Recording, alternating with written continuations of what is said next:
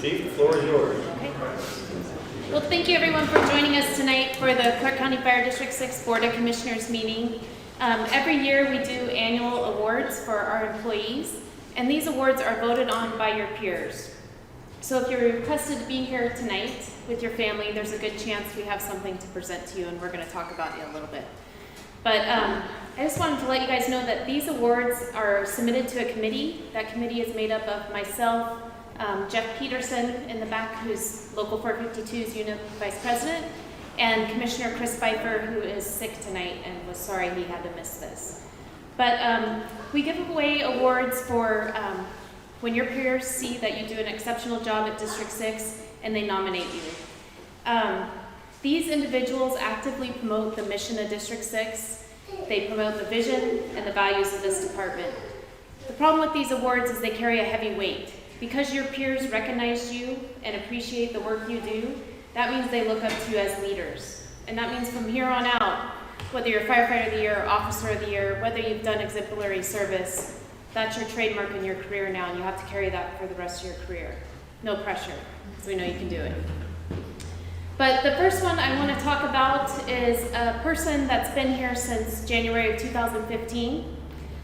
This person was nominated by their peers, and their peers say that he exceeds expectations, he has excellent knowledge of the job, he operates safely and efficiently, he is a leader as a senior member of the crew, and if you can tell how young our department is, that somebody that's only been here 7 years is now a senior member of their crew. He has a top work ethic, and his quality is top-notch. He takes pride in his job, performs at a high level, looks for professional development, is motivated, and clearly represents the mission of the district. This person is responsible for ladder maintenance and halyards at the district, and that's a very important job that they didn't have to take on, but they took on their own. They're also part of the ladder and truck spec committee and a member of our technical rescue team. This year's Firefighter of the Year is Calder Russell.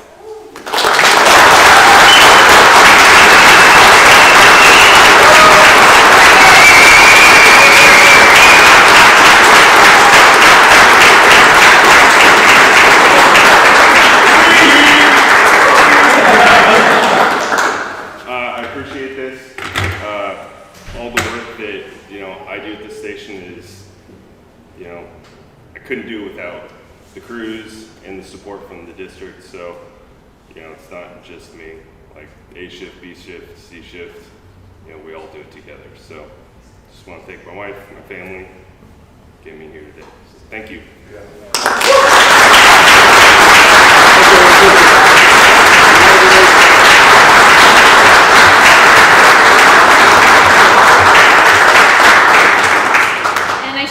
I think Calder has passed up Dominic Seppi for the best hair in the department. Well, in true District 6 fashion, we don't have one person that excels, and as a matter of fact, all of our personnel here excel. But we want to recognize one more firefighter tonight. So this person was hired in February of 2018. They've been here 4 years. Their peers say about this person that they perform at a high level, they're always professional, they lead company-level training and are a positive influence on their crew. They've been a mentor to a number of probationary employees. They're confident yet humble. They lead by example, know their job, and they're willing to pass on their knowledge. And we're just grateful at District 6 that this person did not leave to pass on their knowledge to Vancouver. They are part of the Hose and Nozzle Committee and an active member of Local 452. I'd like to recognize Max Olson as Firefighter of the Year.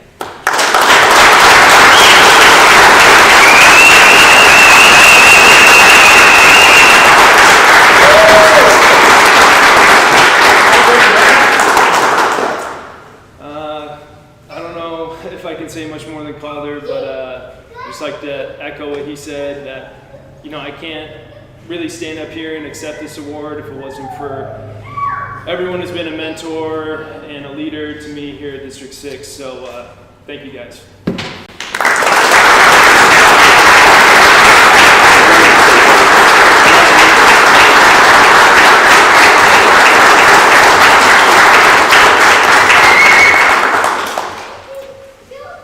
So the next award we have is for Officer of the Year. And what the peers say about this officer is that they have a quiet strength and has really matured over the years. I've had the honor of seeing this person come here as an intern and grow into a captain, and I'm sure have many more leadership roles within this department. He takes ownership in his mistakes and does not boast about his accomplishments.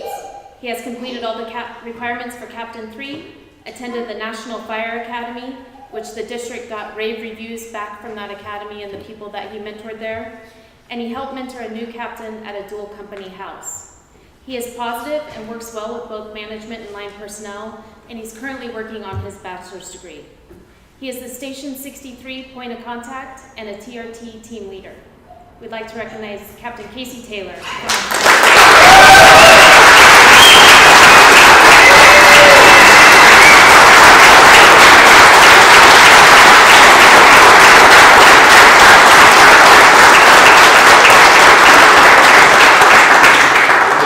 Well, I prepared a little speech. I'm not as good at winging it as these guys are, so if I can, first off, congratulations to Brother Russell and Brother Olson on their awards for Firefighter of the Year. I'm incredibly proud of both of them, and especially proud of Calder for his leadership. He's continually a positive influence and a mentor to the junior members of our crews, providing knowledge, experience, and training to them, and teaching them tricks of the trade. I appreciate you, Calder, and you help make my job a lot easier, so kudos to you, and I enjoy working alongside both of you. Thank you first off to my family, who without their support, I wouldn't be here, so you made this possible. So your continued support and sacrifice have allowed me to be here at the station, responding to emergencies that others need me at. So to Bridget, you're the love of my life. You're amazing, loving, caring, compassionate, my teacher, my sunshine, and a wonderful mother to our children. To Elle, my daughter, who's 15, she couldn't be here tonight, but she's beautiful just like her mom. And she's incredibly strong, smart, and fearless. She stands up for what she believes in and isn't afraid to speak up about it. So she leads by example. I'm proud of her, and I can't wait to see what her future holds. To Riley and Jack, you're my two little right-hand men.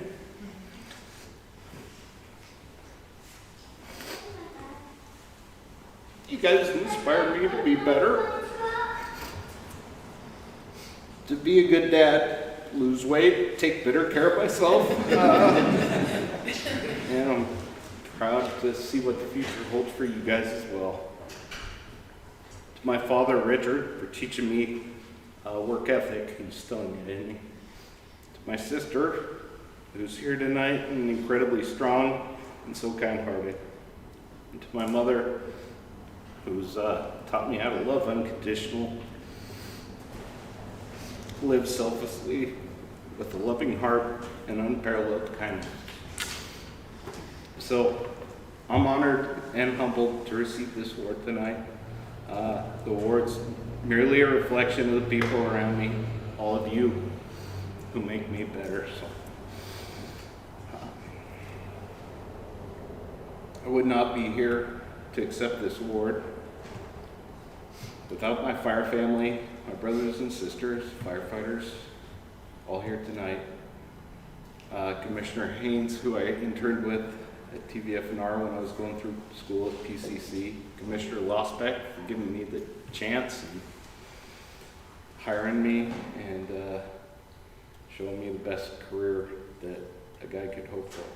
Battalion Chief Todd, who is my current battalion chief and a mentor, as well as Chief Mallett, who mentored me as a firefighter and worked under for a number of years. So, in closing, I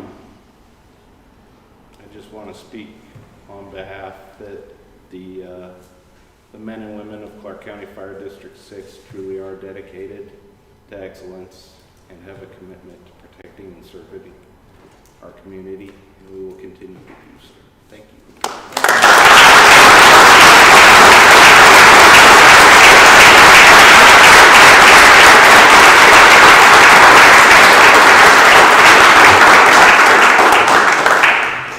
So thank you to Calder, Max, and Casey.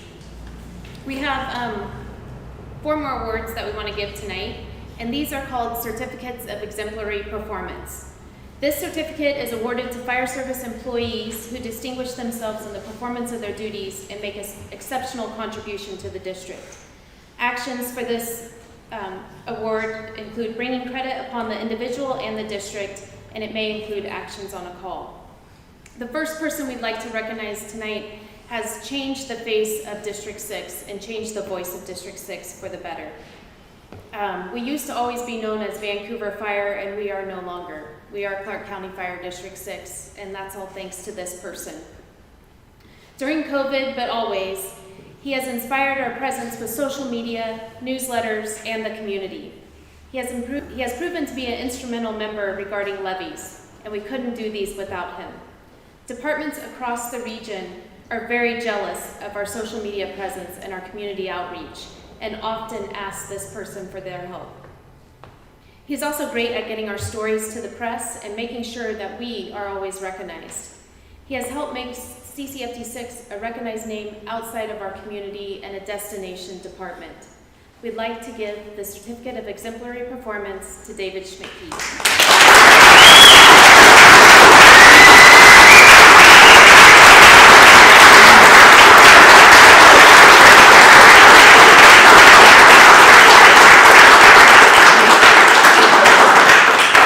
So the whole time I'm sitting there thinking, please don't put me after Casey. But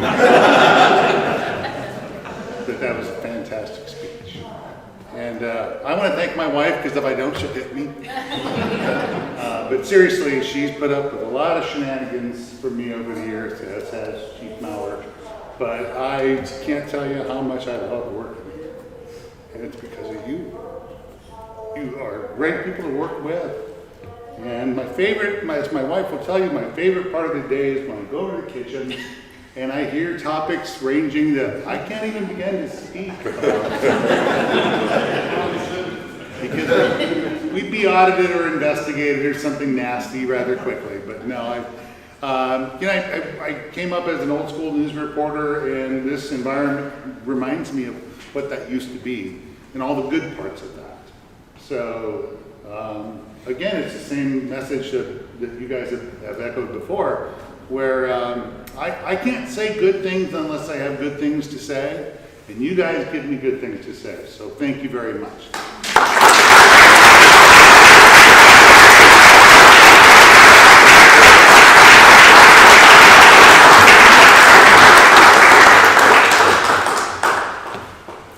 So the last award we want to give tonight is to a team. And this is an award for team performance, and it is the Certificate of Exemplary Performance of that team. We have a group that has completely changed in the last year and a half at District 6, and that's called our Operational Support Group, which they named themselves because it was way cooler than maintenance and mechanics. But the efficiencies we are seeing with this group and with their work completion have saved the district time, money, and the growth of interpersonal relationships with our vendors has been astronomical. This group is the silent group behind everything that we do. They actually get you on the road, and they make sure that you're safe doing it. They make sure that the facilities and apparatus are presentable and treated as a gift from the public as they are. So I would like to bring up Andre and Brad, and Pat could not be here with us tonight, but if you guys could come forward.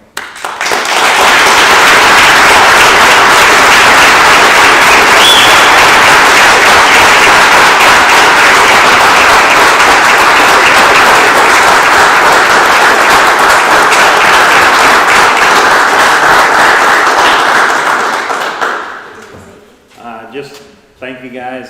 This means a ton. So thank you for trusting me with your apparatus. So it's an honor.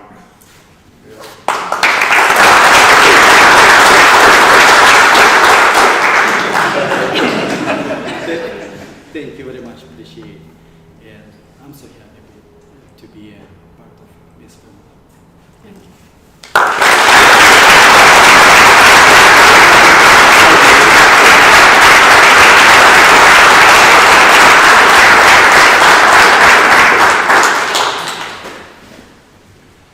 So that concludes our award presentation tonight. I would just like to congratulate you all again, and thank you for your families being here. I know it was a long trip for a few of you, and we're honored to have you here tonight. So we will be going to the regular board meeting. You're welcome to stay, but we'd like to have cake and refreshments first, and if you want to go home, we totally understand. Thank you so much.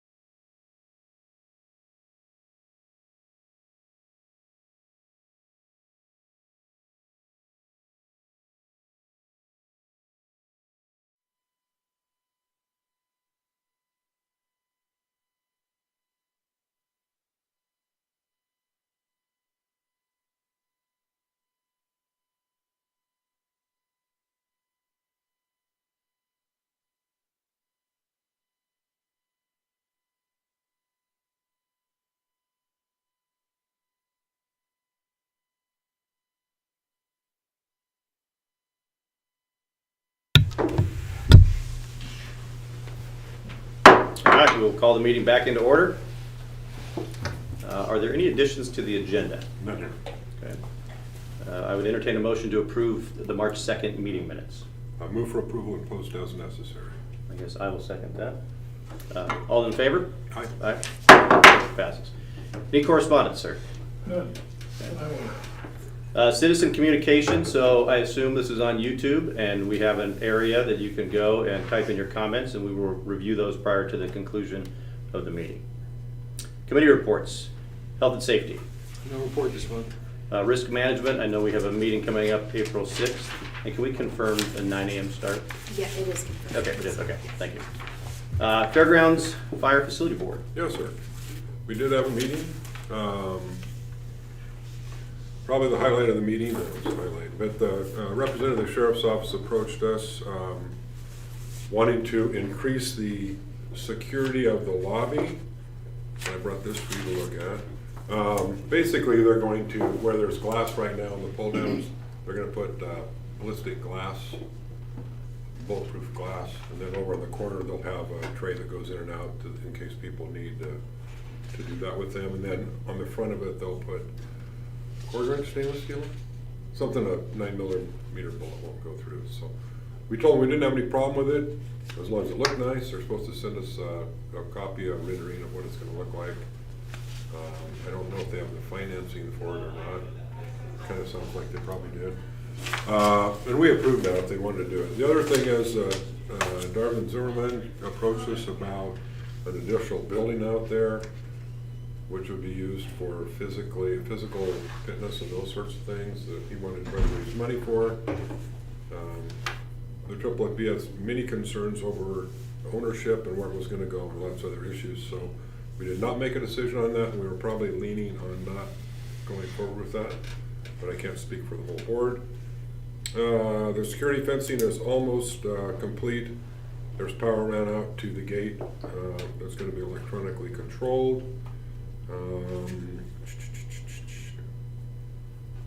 That's pretty much the highlights. We have money in the bank, and the operations chiefs are still meeting to talk about operational issues if and when there's any staffing out there. Okay, very good. Anything we need to do with the consent agenda? No, we'll move for approval. Second. In favor? Aye. Aye. Chief's report. Chief. So February 2022 overtime summary is down from previous months to $83,225.65. We're full force right now with no injuries, no light duty, and then traditionally the winter months tend to have less vacations and time off. So that's a good report on that month. For the budget performance report, we anticipate our expenditures should be 16.6%. In fire, we have expended 13.2, and in EMS, we've expended 14.2. So we're tracking well in both those budget items. Give me a second to get to the COVID report. It's down, so that's good news. It ended right. Yeah, per 100,000 population, we're currently at 135.4 cases. So we're down 49.4%, which is good news. And we're all not masking within the facilities. Very nice. There is no facilities update tonight. Okay. Thank you, Chief. Old business, Station 151 discussion. I brought that up at the last meeting, Mr. Chair, and I think we need to agree on our position at that meeting as far as what District 6 is going to do in the near future, and maybe the chief can give us a little update on the tanker credit and some of the other discussions that have gone on. I appreciate it. Mm-hmm. So we did enter into a LOA with Clark Fur regarding water tender agreements. Part of that agreement is they have to have that water tender tested, and that is scheduled for March 23rd with Good. WSRB. So once that tender is tested, and we anticipate there should be no issues passing that test, we'll do a campaign to notify the residents in that area that they should contact their insurance agent to see if there's a reduction in cost. And that will be good timing because we'll have that information for the March 29th joint board meeting on what we're doing to help that community. So that's the big thing with the tender. Clark First still anticipates staffing come June 1st. CCSO has contacted us and had some concerns because they had heard rumors about the fire department taking over. So I had them talk to Chief Nord to get the full operational plan. But Chief Russell's been working with their ops chief, Chief Peeler, to work through the operations of that. The plan is if they do decide to staff that, we will still respond to all District 6 calls, and we will still respond to calls into Clark if we're called. But that's kind of where we are. I would anticipate a fairly good crowd there on the 29th. Probably a lot of questions, and I did talk briefly to the chief about maybe coming up with a question and answer type sheet that our board can work off of and that we can make available to the people from District 6 that may be in the audience. Financially, I don't see us moving forward on any sort of staffing in the near future. Our priorities have been hiring additional people and staffing the truck out of Station 3. Our response in that area is, and most of it is still under 6 minutes. The northwest portion of the district, it's not, but that's where they'll get the tanker credit. Chief Schmidt will tell you that the hydrants are slowly creeping out into that direction. But I don't know. I don't know what your position is, Commissioner Haynes. Maybe see kind of where staff's position is, but you know, even if the MS levy passes, the majority of that is going to be in retaining people, supplies, increases in supplies, increases in all the sorts of things that we do. Obviously, we have 2 new engines coming, and we run those most of the time EMS. So that's all part of the EMS budget. We're not going to do anything special. We're just going to try to maintain and operate the truck. So beyond that, from a financial standpoint, I don't know if we're going to be in a position that we're going to want to try to staff it. So. Right, and I think I'm going to defer to what the chief recommends, and operation wise, it's kind of your guys' jurisdiction. So, you know, long as I think I've got some concerns, but they're more for Clark to discuss just how they're going to staff it and how will our crews know who's there when. I mean, because it seemed like it was hit and miss, and we can have further discussion with it because it was every couple of days, or some days there wasn't going to be anybody there. So I'm not sure. I don't think that's backed up by any data. It seems like it's just we're going to throw some bodies that way, so we can have that discussion there. But as far as operations go, I mean, I want us sticking with our strategic plan. You know, like the commissioner said, moving towards getting that truck in service and moving that direction. So, unless you guys have anything that you think we should be asking different things or taking a different position, let us know. I think it's more than just a financial impact. Yes, we do have a plan where our finances are slated to be expended. However, you know, District 6 has made a commitment to that station since its inception. We've had volunteers there, and so we have been the committed department at that station. I think the caveat we'll get into on the 29th is if Clark says we will staff it and District 6 won't, we will have to be able to explain that reasoning. We cover our area well, and we were getting pulled out of our area. So that will be the talking points that I'll want to put before the board is, you know, we have a responsibility to District 6 citizens first, as well as all citizens, but we do have a responsibility to our citizens first. And right. We do protect them, so. Yeah. We'll have to And I outline know that. they're not adding additional personnel come June 1, are they? Yes. They are. So will they be utilizing those members to go staff that, or is it with existing personnel? My understanding, watching the presentation the other night, is that they're going to staff it with 2 people. I don't know if it's going to be new people or how they're going to do it. Anyway, they're talking about putting 2 bodies out there with an engine and a light brush. a light brush rig. Yeah. Every 3rd shift. Right. Now, if they have a bunch of people calling sick, I don't know if they're going to cover it, if they're going to pull people from there to cover overtime. I'm not sure all that stuff. I know that you and Peter have been talking operations, and you probably know more about that than we do. I believe it's my understanding that they want to commit to that staffing level so that they would hire back to staff that. And then, you know, if their EMS levy passes, they hope to be able to staff it 2 days out of 3. So we'll see. Okay. Yeah, I do think for the next meeting, you're going to have it's going to be a crowded room, and I think it would be important if people have a time to ask questions, that they maybe even state their address so we can figure out who they belong to, Good idea. and so that the people we're trying to address can answer their questions, because I can see that being really confusing for the citizen to be getting, a couple Right. of different answers to the same question when who knows where they live. I'm just concerned about a little PR hit, that they're gonna staff in a day and we aren't. And I think, the chief's explanation is we're covering 90-some% of our district in our 6-minute response from 3 and 2. Yeah, and the reason they're staffing is because they shut a station down and they have a big gap in the southern end of their district, and we don't have a big gap in the northern end of ours, so. And I think if staff could put together what we anticipate for questions along with some answers, I think it'll help the board. And I think that we can hand it out to District 6 citizens if they're curious, and they come to our next board, invite them to our next board meeting if they want to come. And just be real transparent and just lay it out there for them. Have we had a big uptick in our citizens that live out there inquiring why we are or are not going to be doing anything out there? Just some I know that there's some people out there after a couple meetings that thought the station was staffed. Yeah, And okay. found out it wasn't, and so then that raised some concerns. And Bridget Swartz is the neighborhood chairperson, and she wants us to come talk to her neighborhood group at some point, and I suggested after the 29th, about half the people live in 6 and about half the people live in Clarkford that are in that neighborhood group. And we can go talk to them at some point if they want us to after this meeting, but I kind of put her off until this meeting. But some more things would be set in stone. But she sent out an email to her neighborhood association, inviting them to the meeting on the 29th. And I know that Clarkford has had some inquiries too, so whether it's 10 people or 20 people, I'm sure they'll have lots of questions.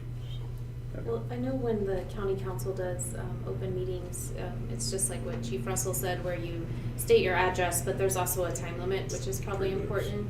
This meeting will fall under Clarkford to do the agenda and run the meeting, so I will request that of Chief Knorr, but it might help coming from our board chair to their board chair, more than me just asking Chief Knorr. And the question that Chief Russell brought up, I think that, towards the end, we should take questions and try to answer them in that setting, I think would be a good thing.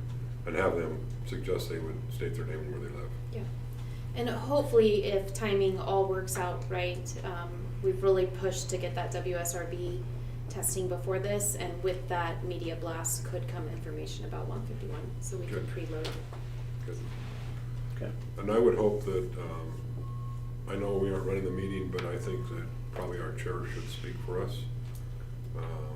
And if there's questions that none of us can handle, we can ask staff to jump in there, but I just don't want this staff versus staff thing going on the whole time. I'd rather have the boards talk. If their board will speak about their chief, so that would be my hope, and we could talk to Commissioner Pfeiffer before then, and From a meeting room setup, can we have it where the two boards are facing each other? And maybe, They'll be, yeah, I can request that, they'll Okay. be the ones setting it up. that way they're less likely to focus on you guys. Yeah. And Chief Schmidt's gonna broadcast that too, right? Because the last one, everybody tried to get on theirs and they couldn't hear it, so everybody switched on to ours. So, and we did offer to do it, and they want to do theirs too, so we continue doing what we're doing, appreciate it. I feel better now. We've kind of united front and have some question and answers for people, and I think we're all pretty much on the same track, aren't we, Commissioner? Sounds good. Okay. Yep. Thank you for taking the time to do that. Appreciate it. Okay. New business, annual awards. We already did that? Yeah. Okay. Policies 316 and 334, those are a riveting read. Yeah, they were. So policies 316 and 334 are in regards to carbon monoxide response. The district has moved to 4 gas monitors, and Chief Russell with the battalion chiefs have drafted a new SOG regarding Air monitoring. Air monitoring, thank you.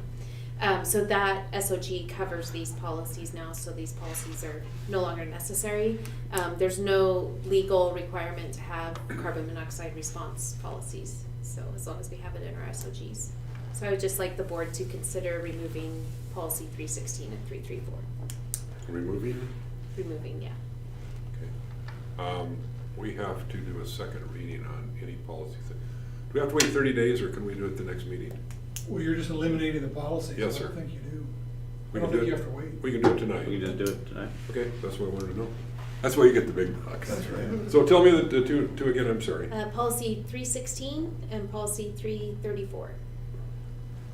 Okay, I'd like to make a motion that we eliminate policy 316 and 334. I'll second that. Any further discussion? All in favor, say aye. Aye. Aye. Opposed? These are right there on my agenda, sorry. Yeah. Resolution number 2022-03, resolution to submit an EMS levy. So this is the resolution that the board would have to approve to get the EMS levy on the August 2nd, 2022 ballot. And this has been drafted by legal along with the cover letter and the explanatory statement. I do like this statement, renewal. We fought him over putting that word renewal in there the last couple times, and Schnur won that battle, so That's good. he's worth his money on that one. I think it's pretty straightforward. It is. We've already discussed that, so I'll make a motion that we adopt resolution 2022-03 to submit an EMS levy. I'll second that. Any further discussion? Hearing none, all in favor? Aye. Aye. Opposed? Passes. Turnout purchase new hires. So- We're giving these away. With the 10 new hires that we hired, we need to purchase 20 sets of turnout gear. The reason why this is coming so quickly before the board is they are 6 to 8 months out, is that right? So we want to get these ordered sooner than later. There's also a price increase that will take effect April 1st. Yeah. So the total quote for our current spec turnouts for those 20 sets is $48,849.86. Can I, sorry. I just want to hear the amount again. $48,849.86. It's not for 20 sets. Oh, sorry. That's okay. I just didn't want it to go on the record as 20 sets. It's less than 20 sets. We're using some of the stuff we have in our stock to use as their secondary sets. Good. And for their initial sets as they go through the academy. Okay. Looks like 13. Yeah. So we might not have these in time for the start of the academy. We will not have these. They in can do time. some bookwork or. Well, they won't trash it. Will they use old stuff? And then when they get through the academy, put them in the new stuff? So we have gear on the shelf that we will issue 8 out of the 10 recruits. 2 of the recruits we don't have it for. That will be their backup set once their new sets arrive. So some of those recruits will have to get 2 new sets because we just don't have enough. Tell the laterals to bring their old stuff. I don't think we ever thought about that. Okay. With that said, I'll make a motion to approve the purchase of turnouts for the new hires. I'll second that. Any further discussion? All those in favor say aye. Aye. Opposed? Passes.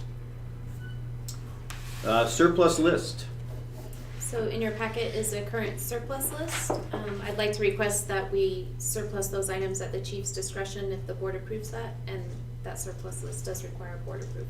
I don't know if I got that. I don't have a list either.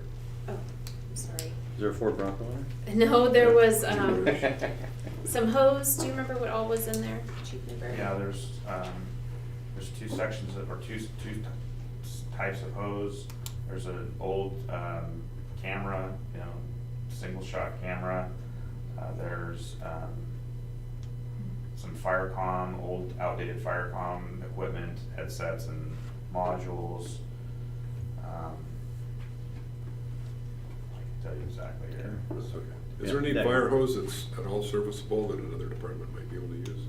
In country or There out? is some hose that's worn and obsolete, but I usually send it to everyone that we're covered with the Washington State Fire Chiefs area and just ask if it's something they can use, and perhaps maybe the Firecom and base modules, I'm not sure. Yeah, we took the best ones and left the junk. So. Okay. But we always ask first. Good, good. It might be good hose to some department in Clickitat County or somewhere, so make sure Russell's covered. And I will Cool. move this to your packet right now. Okay. And you need a motion? Yes. We do. I don't think we need to see it, don't worry I about don't it. need to see it. Make a motion, we declare item surplus. Second? Any discussion? All those in favor say aye. Aye. Opposed? Motion passes. We don't need the executive session tonight, is that correct? No. Okay, roundtable. Commissioner Washback. And I'm sure staff's dealing with this, but I've heard a couple of rumors that maybe some of the 10 people that are getting hired are a little concerned about leaving a current job and worrying about the EMS levy. Knowing that it doesn't pass, but this is our 7th one. We've always passed them. The last one we had 70, I had to buy dinner, 70-some%, yes. Who knows what? Who knows what it was, 72 or whatever. And we feel, we're not overconfident, we're doing the right thing and we feel confident. And, I don't know if any of them have approached staff or any of our people about that, but I know there's a couple of them that are kind of worried. So if that comes out, maybe we need to figure out how to reassure them that we're pretty confident that we don't want to lose them at this point. Worried about an EMS levy. So I just thought I'd bring that up in case it comes up and anybody has a chance to talk to them and let them know that we're not overconfident, but we haven't filled one yet, and we feel the public will support us to make sure that none of them go backwards on us.